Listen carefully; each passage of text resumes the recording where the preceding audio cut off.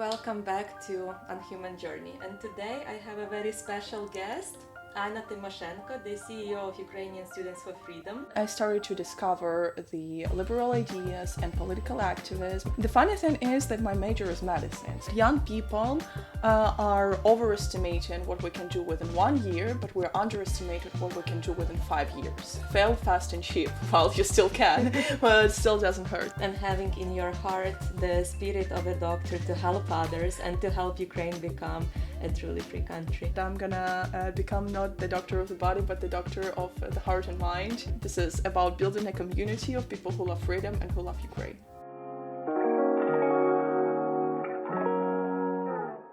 Hello everyone and welcome back to Unhuman Journey. And today I have a very special guest, Anna Tymoshenko, the CEO of Ukrainian Students for Freedom, who very kindly agreed to speak with me literally an hour before she has to open the annual event. So thank you so much for being here, for agreeing to share your story and your messages, and for taking this time. So let's start with your journey. You are the CEO of Ukrainian Students for Freedom. How did you get there, and what made you actually choose the path of student activism? My journey in Ukrainian Students for Freedom started quite a bit long ago. So it started 5 years ago when I started to discover the liberal ideas and political activism and student activism per se. The funny thing is that my major is medicine, so I have become a medical doctor, but I always had the strong interest in economics, and I was thinking that people who know economics are the smartest people in the world. So I really wanted to become that one. This is how we started with Ukrainian Students for Freedom and me, my journey. And when I became part of organization, when I became an activist, I just fell in love with everything what was going on. And since then, for the next 2.5 years, my life was completely full of the projects that we were making. It was online, offline, the community that we were building, the ideas that we were expanding in Ukraine, and then the flow of time brought me to the position of Chief Executive Officer. I'm in this position for 2.5 years now, and we have grown our organization almost twice the size as it was before. And during that time, we had a lot of advocacy campaigns, a lot of educational events, and we're planning to do even more.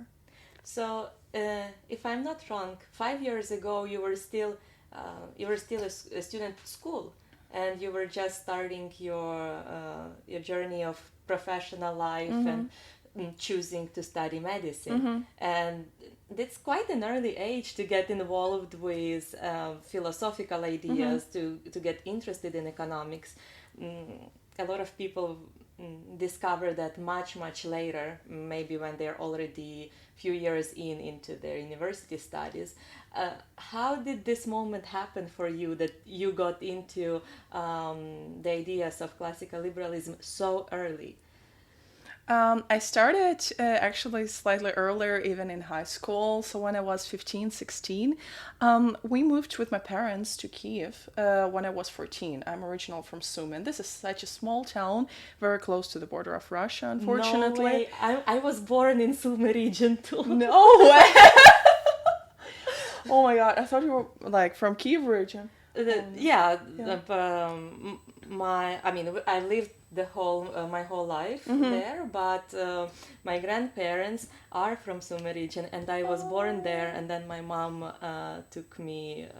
They came to Kiev. Yeah, that's so nice. So Sumy is a wonderful town for. I can tell. For growing up there as a child, but definitely this is something which was too little for the potential that I wanted to give to this world. Grateful, very grateful to my parents that we moved to Kiev when I was 14, and entering the high school in Kiev, in town which is first the capital, second 10 times bigger than Sumy. thing is such a big challenge, and I was so afraid I'm not gonna make it there.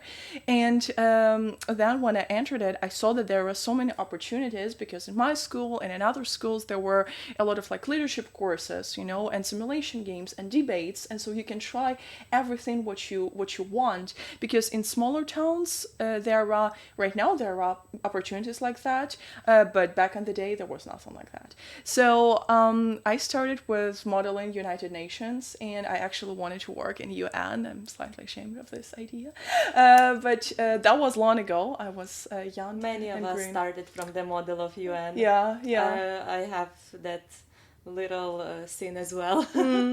So and then the COVID hit. So right when I graduated high school, it was 2019.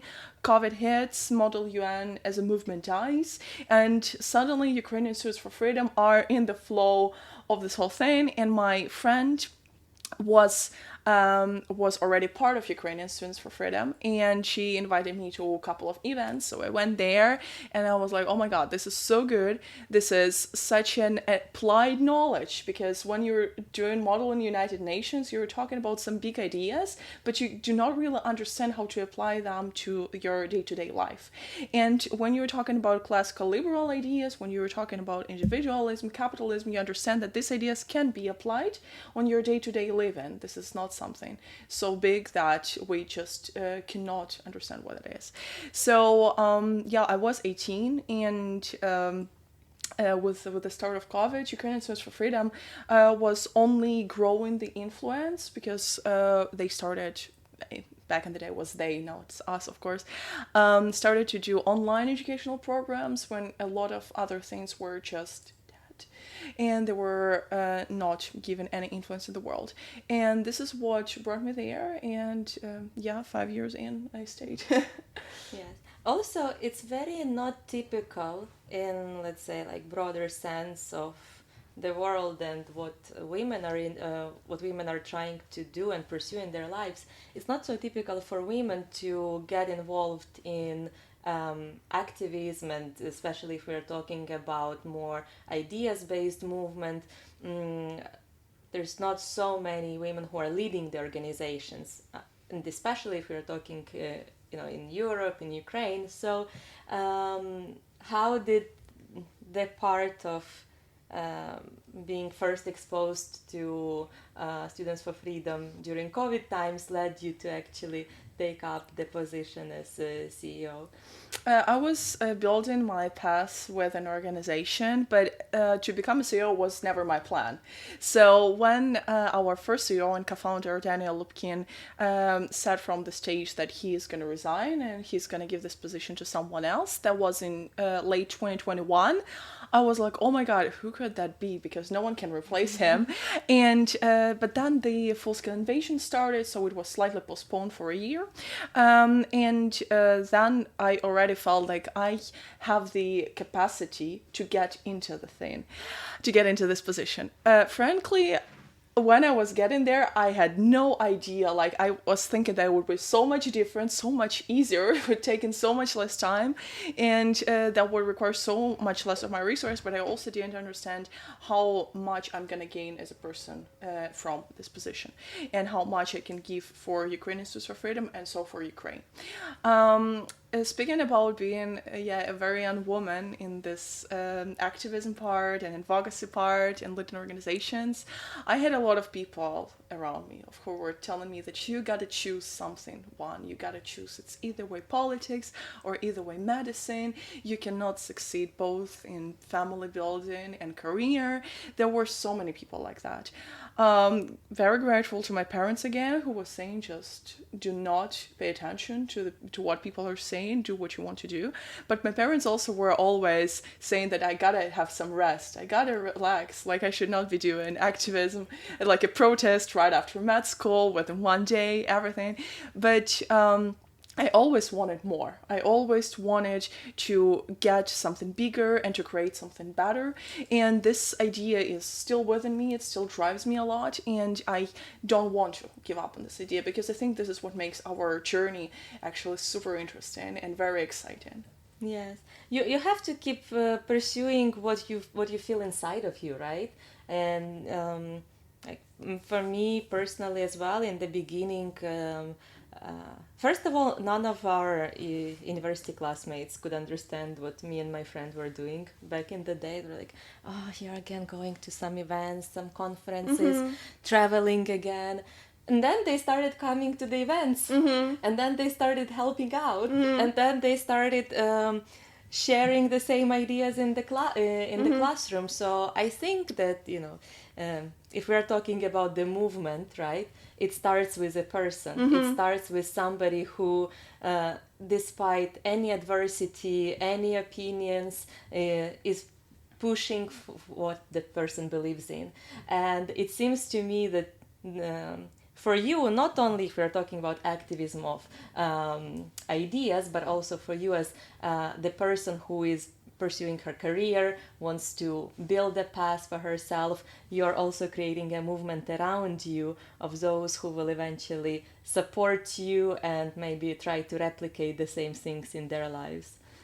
I'm trying to do that, and I think Daniel Lipkin, who is our co-founder, said one phrase that really hit me hard. So he said that young people are overestimating what we can do within 1 year, but we're underestimated what we can do within 5 years.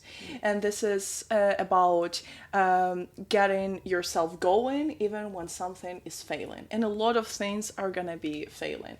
We had a panel discussion yesterday about startups, and they said, yeah, fail fast and cheap while you still can, but it still doesn't hurt. So failures are going to happen, and it's better to get to know what you can make mistakes in and where you can fail before you are getting to some very serious point. Because of course, with like the longer the way is, the more responsibility you have, and not only for yourself but also for other people.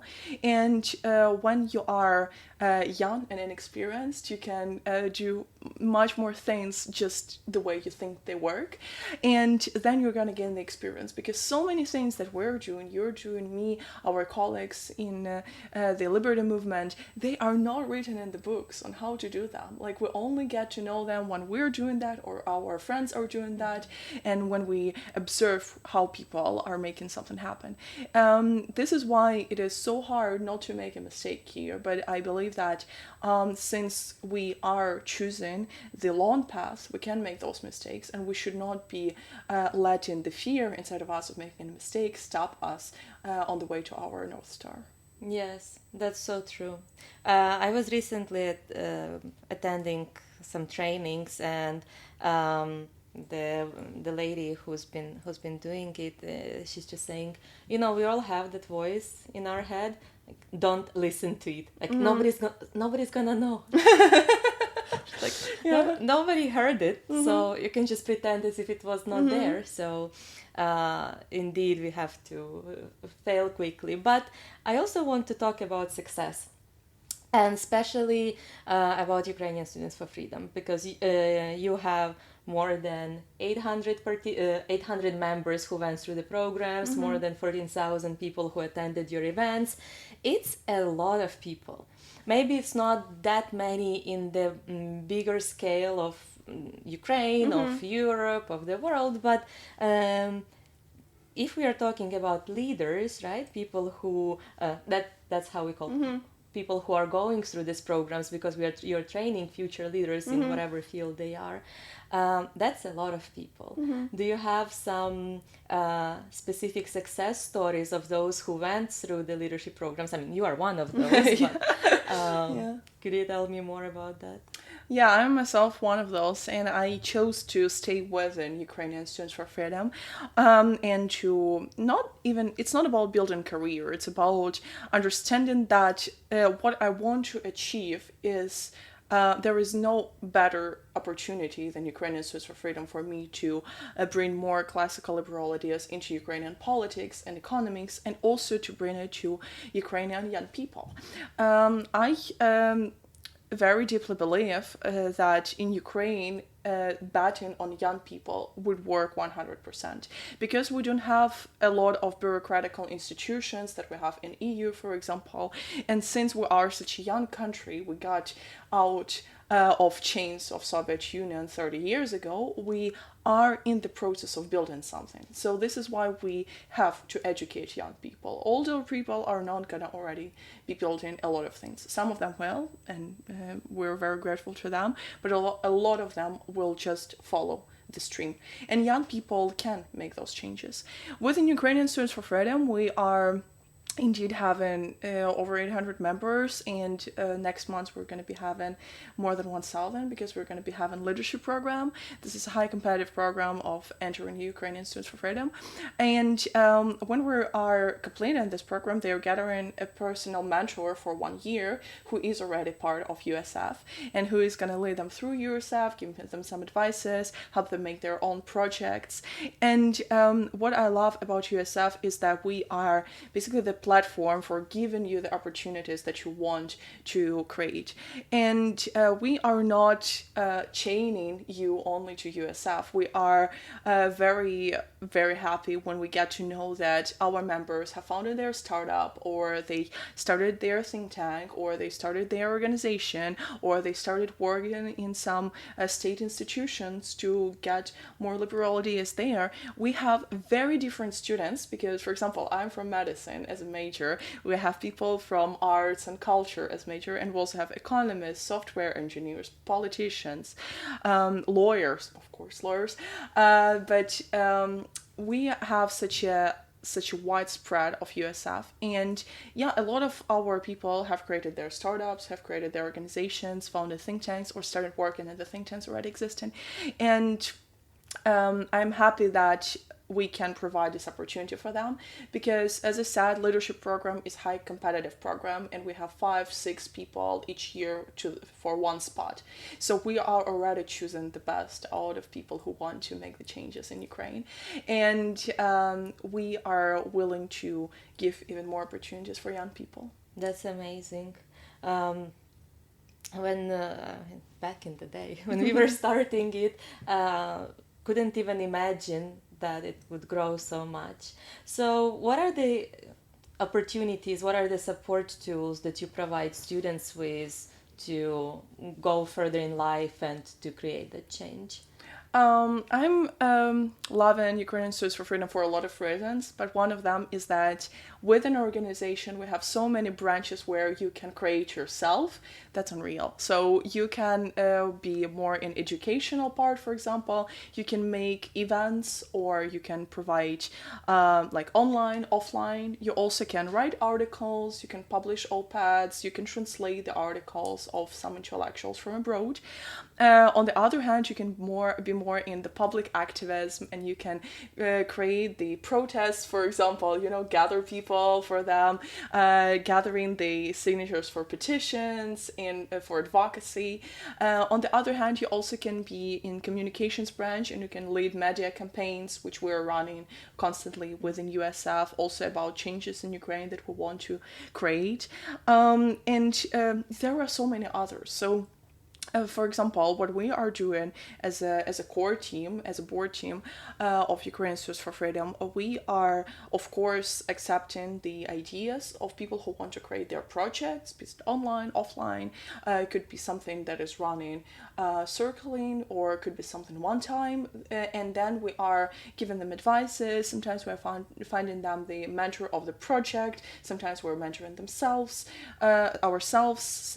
We are giving the resources that would be needed for them to create this project, and we are also creating our own projects. For example, we have online courses in hard skills and soft skills, and one soft skills courses, which are also created by our members, they are more about how to become a good activist, and they're only for our close community because we want ourselves to be the best. But we also have hard skills like debating or liberty or philosophy, economics. We have them open source, so you can find them online, and you can get the basis for liberty. So even ideas. not members can still go and participate and go through those courses. Yes, and they're easy, they are interactive. You have tests, you have open questions, you have videos, you have texts, you have videos from experts, also from our students. This is Academy Student Freedom. If anyone from Ukraine is interested, please follow the link and get to know liberty with us. Amazing. And you also provide financial support for people to kickstart with their projects. Yes, yes. Last year we had over 130 projects all over Ukraine within a year with more than 6,000 participants.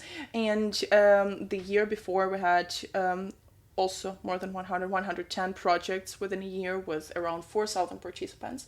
So these numbers are not actually, like, we're not talking about just pure numbers. We're talking about how many people got to know what liberty is, got to know how Ukraine can be freer. And these projects would not be possible without our activists, without our members, because they have this initiative, and we're, as a grassroots organization, we're gathering the ideas and helping them to grow all over Ukraine. We're not only Kyiv or Lviv centered. We have 24 branches, and this is how we're growing the network of people who want to be more into liberty ideas. Fantastic. So if any of the Ukrainian students are listening, they definitely have to get involved. But for foreign audiences, they can also support. Are politicians and the political community in Ukraine responsive to be working with Ukrainian Students for Freedom? Yes, of course, it depends on the branch of economy, right, or politics, and of course, war has provided the restrictions on a lot of policies that we will have to bring. But for example, Ukrainian Students for Freedom is right now fully involved in legalization of crypto currency in Ukraine. This is a long story, and I'm not going to explain all the legislative part here, but we are participating in the 3 focus groups by different governmental institutions, which are making the draft of laws, which are then going to be provided to Ukraine, and some of them are going to be made to the parliament and going to be accepted.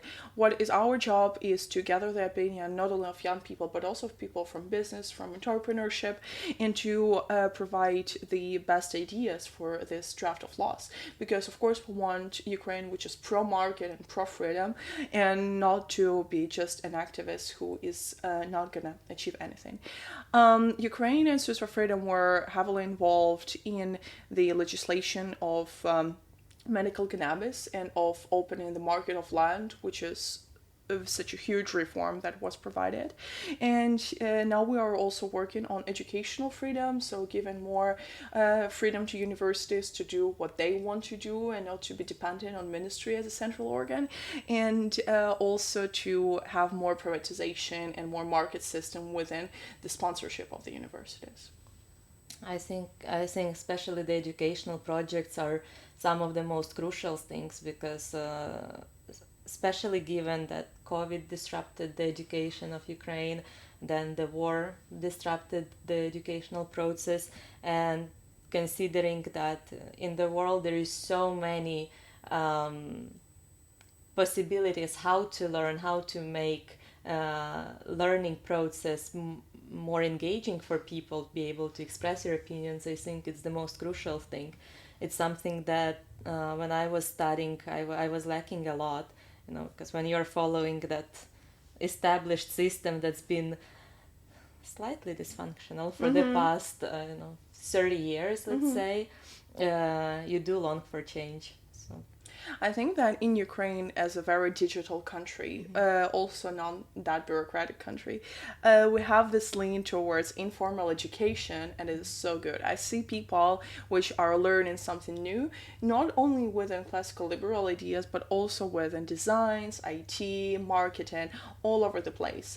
And in my opinion, university and higher education still matters, because this is community, this is discipline, especially when you're 17. It would be very good to have someone who is going to be slightly strict at you, but that depends on the person, I guess. That is also about community and opportunities that university is given to you. So this is why we love when universities are changing their system so they can reward more people who are not just studying by heart the textbook, but also can create something within themselves. Informal education is a big part of Ukraine right now, and yeah, people are learning it everywhere. And this is why Within Liberty Movement, we also have to do more interactive and more digital tools for having people engaged. We should not become the second university who is just going to be reading books and just discussing them for quite a bit of time, and then to have people gathering once a month very strictly. No, we have to be community engaging, we have to be interactive, we have to be creative in order to bring the freedom to Ukraine. Yeah, I've been actually looking through the description of the leadership program of the 5-day event that you'll be having in Mezhdeviv. And I was fascinating that people are gonna be living in tents. Yay! Me too. You too. Yeah. Wow, that's exciting. So this type of setting of going to the old castle, of staying in tents, maybe sharing a tent, spending an evening singing songs over the firework, that's something that brings people closer. Of course, this is a leadership program also for Ukrainians who are listening to it. Please find information about that. And for foreigners, also please get a look at Ukrainian Students for Freedom website, because this is something you have never seen before, I promise you. This is such a unique experience you cannot get anywhere. Like, I was traveling to a lot of conferences, to a lot of trainings, but this is something so unique. And this is not only about being inside the castle, like one castle literally belongs to you on these days, and this is castle from like more than some years ago, but this is about the world that we are creating within that castle. And every minute of the leadership program is so intense that we're having arguments with our colleagues, like what we should put, like what is the priority for this particular 30 minutes, because we have so much going on. Within leadership program we have 5 days, and they are both in community building and in educational capacity building. We are having top speakers from all over Ukraine. We have co-founders of biggest companies in Ukraine. We have people who were found in business schools, people who were working for the government, people who are creating their startups. We have a lot of entrepreneurs, a lot of academia teachers as well. So, and they are also coming to the castle in the middle of nowhere to teach a bunch of Ukrainians, 300 Ukrainians, into classical liberal ideas.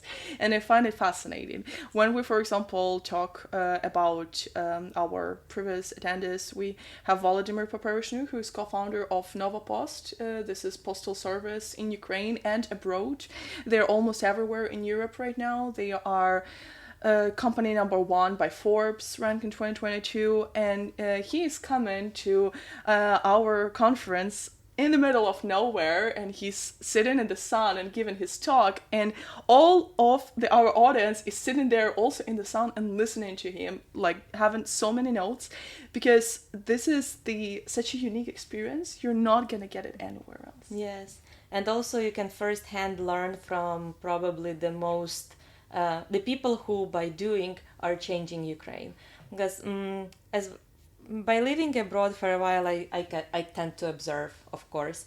And then whenever I'm seeing and I'm talking about Ukraine, I'm talking about all of the changes that were brought up by businesses, from food and beverage industry, from hotels, from, again, Nova Poshta as a service that delivers anything you want within 24 hours across the entire Ukraine.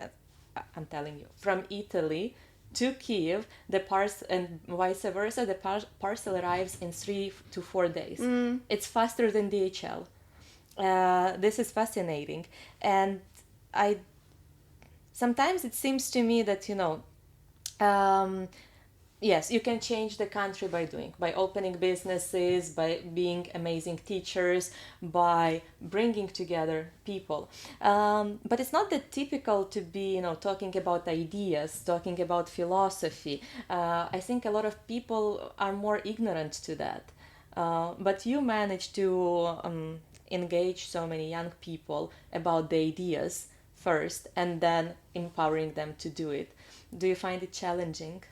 I would say that Ukrainians, from my observation as a nation, as a group of individuals, is very do-it-yourself people because we are used to, very often in like our generational memory, there is change of regime or the government is taking too much power, and by too much power, I mean like literally making people fast, and or it's either way you're not allowed to open your business within Soviet Union, and we still have this memory from what our parents were telling us and our grandparents were telling us, and we have it like, okay, I have responsibility for my own life, I gotta build my path.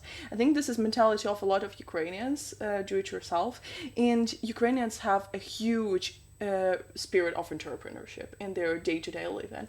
Like the amount of the entrepreneurship skills and just the spirit that I'm seeing every day is I cannot measure it. Now, also funny thing, I took a look, it was last year, within Ukrainian young people, so from the age of 15 to 35, 73% want to become entrepreneurs. How much do you think want to become entrepreneurs in the EU within these young people? Very low amount, I'd say maybe up to 30. Yeah, 33. So Yeah. approximately 33%. Yeah, so this is like more than twice less. And I can also explain the reason why. Is because in Europe, starting your business is extremely challenging. There is a lot of red tape. It's sometimes in order to, small example, in Italy, if you want to open a beauty salon, you need to have a diploma in education in the beauty sphere, and this takes 3 years to get that. So if you have the roadblock of taking 3 years to open a business, then you've gotta go through the notary, you've gotta find an accountant, you've gotta find a lawyer, all of it just to register the company. Not to say that if you're not if you don't have an accountant, you can't even pay your taxes. So this is all of this is preventing people, and it doesn't establish in their mindset that I can do business. And while in Ukraine there is many other roadblocks to doing a business, like unstable economy, regulatory environment, war right now. At the same time, registering the company takes up to 3 days or probably minutes if you're doing a sole proprietorship. So I think that this part of regulatory roadblock, is what kind of through the very long period of time changes your mindset, and you don't feel like there isn't even opportunity, so why bother? That's very interesting. I didn't think about that. That's why I thought more into, bureaucracy and EU institutions. But there is definitely also a lot of roadblocks for Ukrainian entrepreneurs, also in regulatory environment, in bureaucracy environment, in a lot of other things. But I love that people are not afraid to take this chance. And you asked how to get people involved with the ideas of freedom. This is what I'm seeing, that there are so many people who already have this idea somewhere in the back of their head, and they're doing something according to these ideas. They don't want to depend on central government. They want to create something which is going to belong to them own. They want to provide the service to solve some issue for people, and they want to get profits out of it. So this is the basically idea of moral capitalism. And people are doing that, but they do not understand that there is philosophical background to it. My parents, when they were studying university, they were learning communism as philosophical background, and that was mandatory. I was talking to my dad. He said it was mandatory every year. You had different branches of communist philosophy. This is what they were learning, and of course, they are not attracted to learning philosophy as a concept anymore. Can you imagine? But now we gotta show them that philosophy is not something you're learning from these Marxist books, but this is something you are creating every day. You're making these choices with philosophy, and please keep in mind your values, the values that are driving you, and then you're gonna be a wonderful entrepreneur. You're gonna provide really good and needed service to people, and a lot of people are gonna be benefiting from your service, and their lives are gonna become better. That's great. Yeah. I admire how you're making philosophy and ideas sound very, very attractive. I think this is exactly what we need these days. Would you say that Ukrainian Students for Freedom is one of the biggest or the biggest student organization in Ukraine? It is one of the biggest. I mean, of course, it would depend on how do you count the influence, the members, or the participants of the programs. We are one of the biggest student bodies. We are the biggest student organization in pro-market and liberty movement in Eastern Europe. This year we're going to have like 1,000 participants, and this is also about influence. This is also about that media are coming to us. This is also that we are not only doing it right now for students of universities and colleges, but also for high school students. We have a little like separate branch of our activities which is called Ukrainian Pupils for Freedom, and they are more focused on exploring classical liberal entrepreneurship ideas, but on the simpler level, but also on more interactive level, because to get a focus of a high school student for more than 10 minutes, it's a challenge. But we are doing that for making it big, for making it strong, and we want to, of course, achieve even more. There are some organizations, student organizations in Ukraine, which are big and which are having strong communities, but unfortunately, the ideas that they are promoting are not classical liberal. Mm-hmm. And this is what we also have to fight for. We have to promote not only leadership and activism as it is, but also to have a freedom background to it. This is something super important in my opinion, and I think that we should not be raising the new generation of technocrats who just want to work for the government. We want to keep the spirit of entrepreneurship and of do-it-yourself and of your individual responsibility through your whole life. Yes. Also, I really love that in Ukraine we're using freedom and not liberty in the first place, because I think also Ukraine is a prime example that unless you fight for your freedom, unless you have the right to live and you can exercise your right to live, to be free and independent, you cannot enjoy the liberties that are coming on top of it. But in Ukraine, it's only one word, svoboda. Svoboda, yeah. Yes. So I really admire how we don't even think that you can separate these things, that you can have different layers, but we also do imply that we need to first fight for our freedom to be able to do everything else. I'm very happy about this. Do you also get asked the question who provides the funding, who supports the organization from the financial point of view? Yeah, we do sometimes, and we're always saying, well, this is written on our website. You can go ahead and check it there. We are working with the private foundations, primarily with Atlas Network, who supported the organization very long ago and believed in us, and provided a lot of also trainings, for our team's mentorship, and got us to know other wonderful people who have provided their experience, knowledge for us.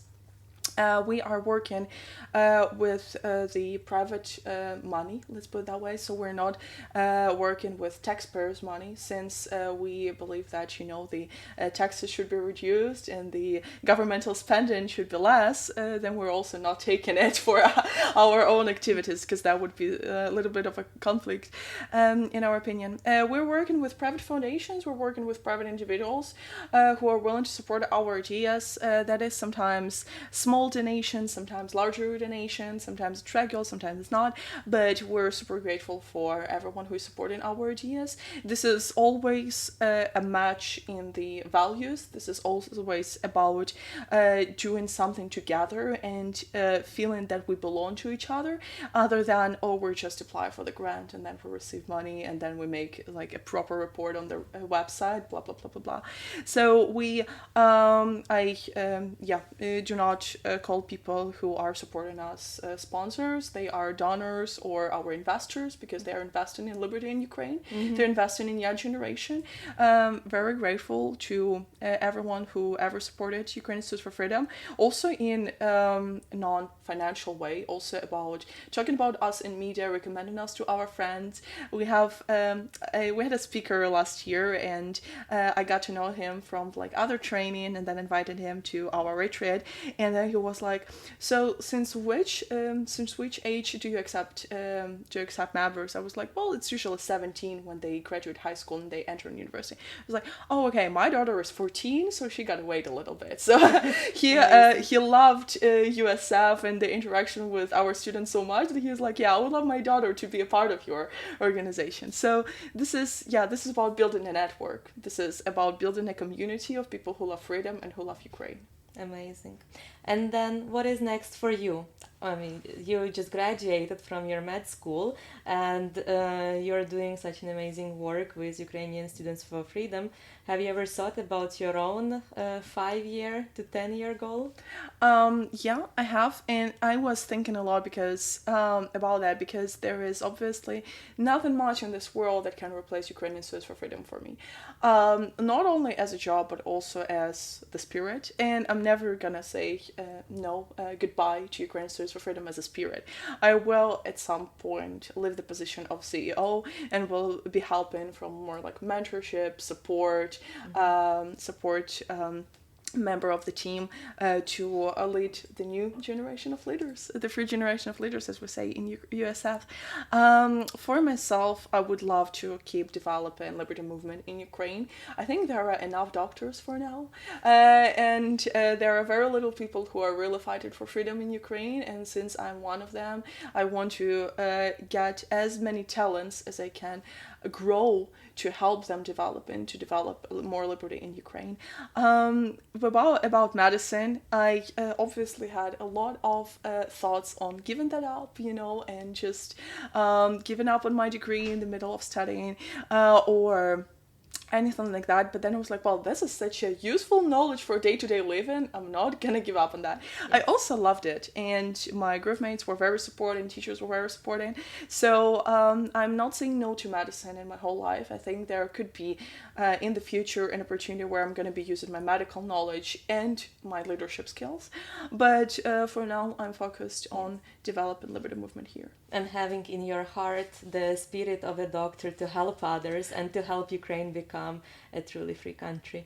One of my mentors, Craig Biddle, in the past said that I'm gonna become not the doctor of the body, but the doctor of the heart and mind.